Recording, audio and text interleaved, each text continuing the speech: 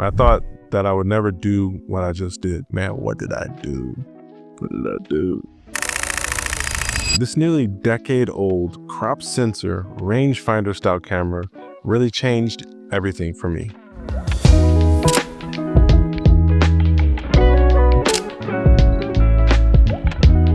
All right, so let me paint the picture for you. The Fujifilm X-Pro2 really came at kind of a weird time for me personally. I bought it in 2022 from this cool guy on OfferUp. I met him at a Starbucks. Shout out Evan if you're watching this. He's also a photographer.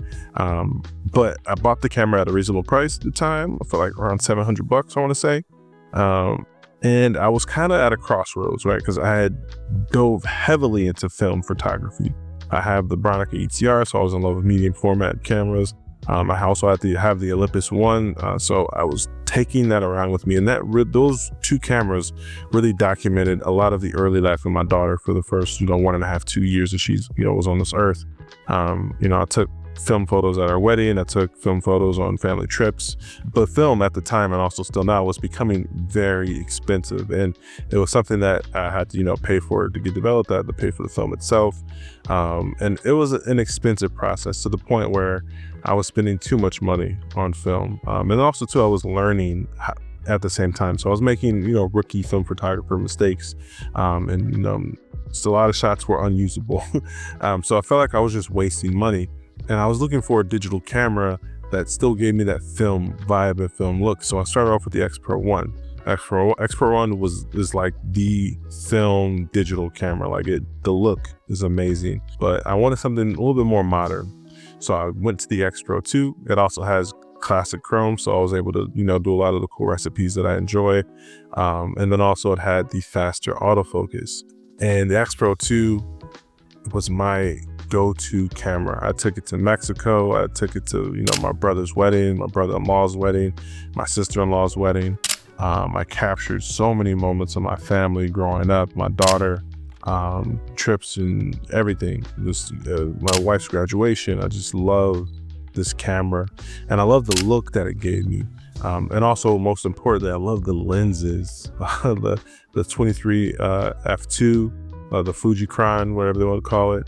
I really love the 35mm f1.4. That was my go-to. It's a 50mm equivalent. It's fast. The depth of field was amazing. Still sharp. It's slower, of course, but I wasn't too fixated on speed.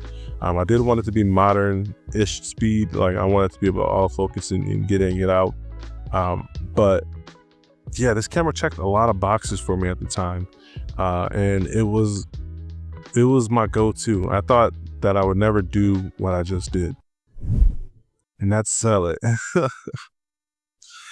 Man, I did the unthinkable. I actually sold one of my favorite cameras ever, and it's something that I instantly regretted. The moment I packaged it up and shipped it off, I was like, man, what did I do?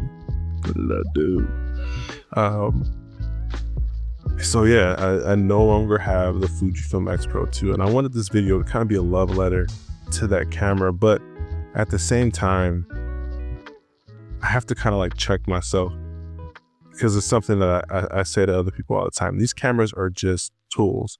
Don't fall in love with the tool. Fall in love with the creation, the house that you built with that hammer, not necessarily the hammer itself. And for me personally, I grew up moving around a lot, so I cherish the things that I own, the things that help me tap into a creative mind. Growing up, I had to have my small group bag of toys, and those toys moved with me from Atlanta to Rockford, Illinois, to Elgin, to Temecula, California, to Moreno Valley, to Carson, California, on road trips across country. I had my things, and it's easy for me to get that nostalgic feel and become attached to my things. And the Fujifilm X-Pro2 was my thing for a while. But I decided to get a camera in its place that is going to probably push me forward a little bit more creatively, and I'm actually looking forward to using it more because it's something that's new and different for me personally. And I'm not going to draw it out too long. I went ahead and got the Fujifilm GFX 50R. Now, if you're not familiar, the 50R is a medium format camera. 50R is not as big as traditional medium format, but it is bigger than full frame, and it is much bigger than the crop sensor on the X-Pro2. And I don't want to get too caught up in sensor size and all the technicalities and all that, but it does give you a specific look, especially when you pair it with certain lenses that are, fast in speed, like, the Metacon 63mm f1.4 that I have. That gives you a crazy medium format look, full body environmental portraits. It does give you a different vibe, different look. It exists. The medium format look is a thing. These older sensors have a certain look to them, how they render color, skin tones. It's something that really can't be duplicated on even some of the newer Fujifilm sensors. So I feel that this 50R is in that same bracket, the same range, where it shares a lot of the same sauce that the X-Pro2 had, but on medium format. Also, to put in perspective, I've been looking at the 50R for probably about a year and a half, 2 years. This has been on my radar, and I've wanted this camera for a very long time. But there are two things that I was waiting out for before deciding to actually pull the trigger on this camera. For one, like I said, I love the X-Pro line. I was really, really hoping for an X-Pro4 last year, or even this year, but it's looking like a lot of the rumors are pointing to that camera not coming out for a very long time. But then they had these rumors about a X100 style fixed lens camera that's also medium format, which we all know now is the GFX 100 RF. And I was like, ooh, okay. I can't get X-Pro4, but maybe I could see myself checking out this new medium format point and shoot. But I was not a fan of the f4 lens. It didn't meet my needs personally, not to say that it's not a great camera for someone else out there. I think it's going to be great for anyone that's shooting landscape. The resolution, f4 detail, it's going to be perfect for that. But I do a lot of portraiture of my family, and like I said, I'm in indoors, outdoors, different lighting conditions. I need my lens to have that flexibility to open all the way up and let in as much light as possible in certain situations.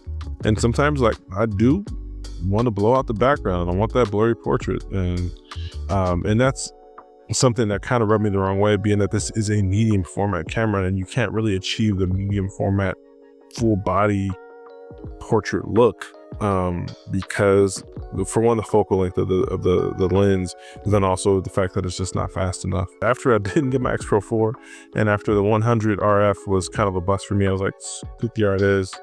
Let me sell the X-Pro1, X-Pro2, and all the X mount glass that I had, and get the camera I want. But yeah, anyone out there that owns an X-Pro body, loves my X-Pro2 content, I still 100% vouch for that camera. It's worth it any year.